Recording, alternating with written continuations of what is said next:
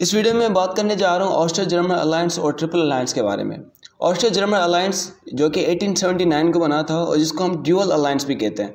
अब ये अलायंस एक पैक्ट था ऑस्ट्रिया और हंगरी के दरमियान, Austria Hungary and Germany empire के दरमियान, जिसमें इन दोनों पावर्स में एक दूसरे के साथ प्रॉमिस किया कि वो अगर उन पर रशिया अटैक करेगा तो वो एक दूसरे को सपोर्ट करेंगे, और neutrality in case of aggregation by the other power. अगर हम कोई और पावर इन पर अटैक करता है तो हम न्यूट्रल रहेंगे।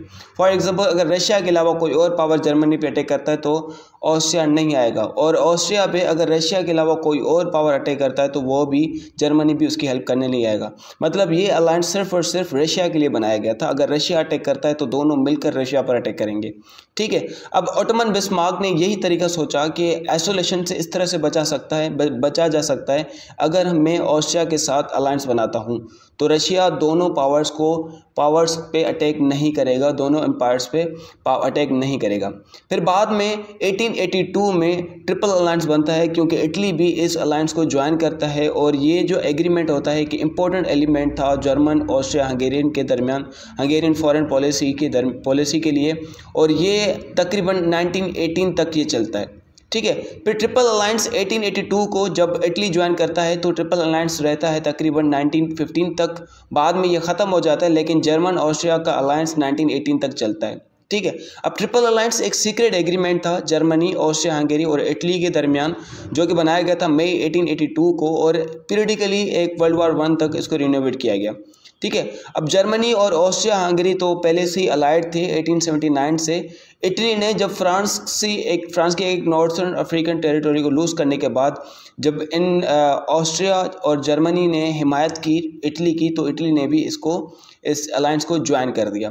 ठीक है। अब ट्रीटी जर्मनी और ऑस्ट्रिया हंगरी को एसेट प्रोवाइड करती है, मतलब इटली को एसेट प्रोवाइड करते हैं जर्मनी और ऑस्ट्रिया हंगरी, अगर इटली पर फ्रांस अटैक करता है तो। ठीक है। अगर फ्रांस की तरफ से अटैक किया जाता है इटली पे तो जर्मनी भी आएगा और ऑस्ट्रिया भी आएगा विदाउट इटालियन प्रोवोकेशन।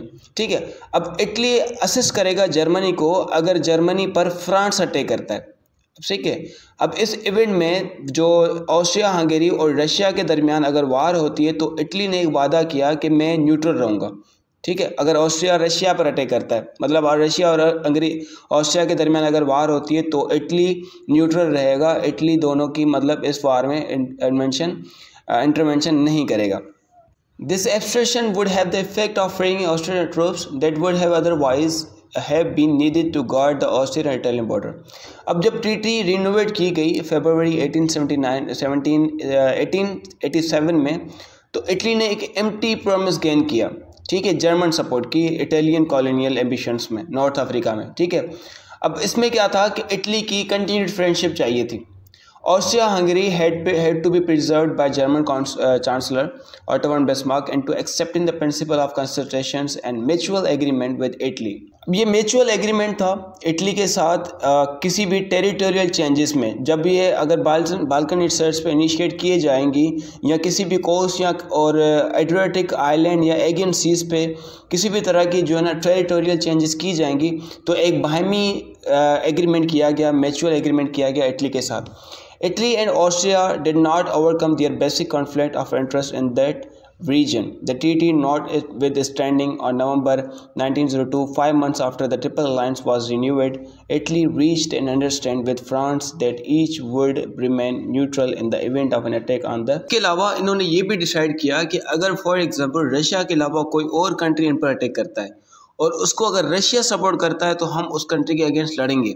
ठीक है। पहले तो इन्होंने ये डिसाइड किया कि सर ये अलायंस सिर्फ और सिर्फ रशिया के अगेंस्ट होगा, मतलब सिर्फ अगर रशिया हम में से किसी के साथ लड़ेगा तो हम दोनों मिलकर रशिया से वार लड़ेंगे। ठीक है। लेकिन अगर रशिया के अलावा कोई और मुल्क लड़ता है तो हम नहीं लड़ते। लेकिन अगर जो दूसरा मुल्क लड़ रहा है इन दोनों के साथ, किसी भी एक कंट्री के साथ, और अगर उनको रशिया सपोर्ट करता है तो हम दोनों आएंगे उसके अगेंस्ट लड़ेंगे।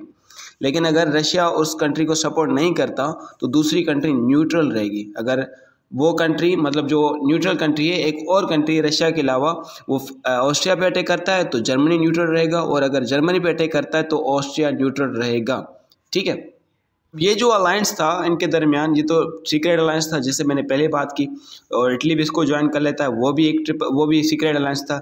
सीक्रेट अलायंस ये मतलब नहीं था कि इन तीनों को पता हो बाकी किसी को नहीं पता, नहीं। सीक्रेट अलायंस ये था अगर इटली ने ज्वाइन किया तो इटली को नहीं पता था कि जर्मनी और ऑस्ट्रेलिया ने क्या डिसाइड किया है, ठीक है। और दूसरी तरफ अगर जर्मनी और इटली का अलायंस बना हुआ है तो ऑस्ट्रिया को नहीं पता कि इन दोनों के दरमियान क्या डिसाइडेड है। मतलब ये तीनों कंट्रीज़ का अलायंस तो है आपस में, लेकिन इन तीनों कंट्रीज़ को ये नहीं पता कि हम तीनों के दरमियान में क्या क्या चीज़ें डिसाइडेड है।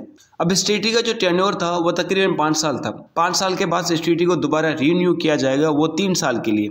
अंटल जब जो पार्टीज जिन्होंने ज्वाइन किया है वो तब तक, जब तक वो नहीं रोकती तब तक ये ट्रीटी इस तरह से चलती रहेगी। इटली ने जो कि बाल्कन स्टेट्स की वजह से इस अलायंस को ज्वाइन किया था ताकि ये बाल्कन स्टेट्स को अचीव कर सके, बाल्कन स्टेट्स में अपना इंटरेस्ट अचीव कर सके, क्योंकि वहाँ पर फ्रांस का इंटरेस्ट था और फ्रांस ने कुछ इटली की टेरिटरीज को गेन कर लिया था, इसलिए इटली ने इस अलायंस को भी ज्वाइन कर लिया था। हमने बाल्कन स्टेट में देखा कि बाल्कन स्टेट्स में जब हमने वीडियो बनाई थी तो उस वक्त एक रशिया, ऑस्ट्रिया, बरतानिया और इसके अलावा एक और फ्रांस, ये कंट्री थी जिनका इंटरेस्ट था बाल्कन स्टेट्स में। तो ऑस्ट्रिया का पहले से ही अलायंस था जर्मनी के साथ, तो इन दोनों का आपस में एक रिलेशन था।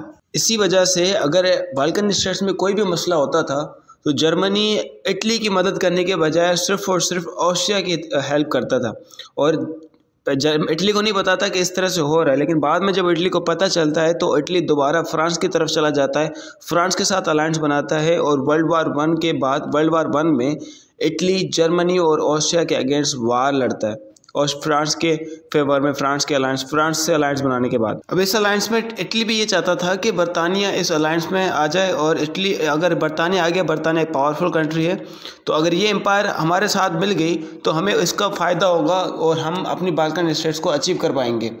क्योंकि हमने बाल्कन स्टेट्स में यही पढ़ा था कि बरतानिया भी नहीं चाहता कि फ्रांस और रशिया बाल्कन स्टेट्स की तरफ बढ़े। मतलब ज़्यादातर तो रशिया को रोकना चाहते थे कि रशिया ना बढ़े बाल्कन स्टेट्स के, क्योंकि इनका अपना इंटरेस्ट था, इनकी अपनी कॉलोनीज थी बाल्कन स्टेट में। तो इसलिए इटली भी चाहता था कि इस ट्रिपल अलायंस को बरतानिया भी ज्वाइन करे, और इस बात पर ऑस्ट्रिया ने भी इटली को सपोर्ट किया कि, क्योंकि ऑस्ट्रिया को भी ज़रूरत थी बरतानिया की, बरतानिया जैसे पावरफुल स्टेट की। लेकिन इस बात को बिस्मार्क नहीं मानता। आपको शायद पता हो कि वर्ल्ड वार 1 में तो जिस तरह से इटली, पहले तो अभी तो फ्रांस की तरफ है वर्ल्ड वार 1 में, लेकिन वर्ल्ड वार 2 में इटली जर्मनी को ज्वाइन करता है। दूसरी तरफ अभी ये रशिया के अगेंस्ट लड़ रहे हैं वर्ल्ड वार 1 से पहले, और वर्ल्ड वार 2 में रशिया और जर्मनी आपस में अलायंस करते हैं, जिसकी वजह से हिटलर उसको धोखा देता है रशिया को, और रशिया फिर से दोबारा जो है जर्मनी के अगेंस्ट हो जाता है वर्ल्ड वार 2 में। पाक ने इन दोनों को कन्विंस किया बरतानिया के खिलाफ, मतलब बरतानिया इस अलायंस को ज्वाइन ना करे। इसने कहा कि ये जो हमारा अलायंस है ये सीक्रेट अलायंस है, और मैं नहीं चाहता कि हमारा ये सीक्रेट अलायंस टूट जाए बरतानिया के ज्वाइन करने से, और हम नहीं चाहते कि ये हमारा सीक्रेट अलायंस बरतानिया के अगेंस्ट चला जाए। इसलिए दोनों कंट्रीज कन्विंस हो जाती हैं और ये फिर जिद नहीं करती कि बरतानिया को ज्वाइन करना चाहिए इस अलायंस को। अब बिस्मार्क का ये मेथड था, बिस्मार्क का मतलब ये चाहता था कि फ्रांस जो है बिल्कुल आइसोलेट हो जाए।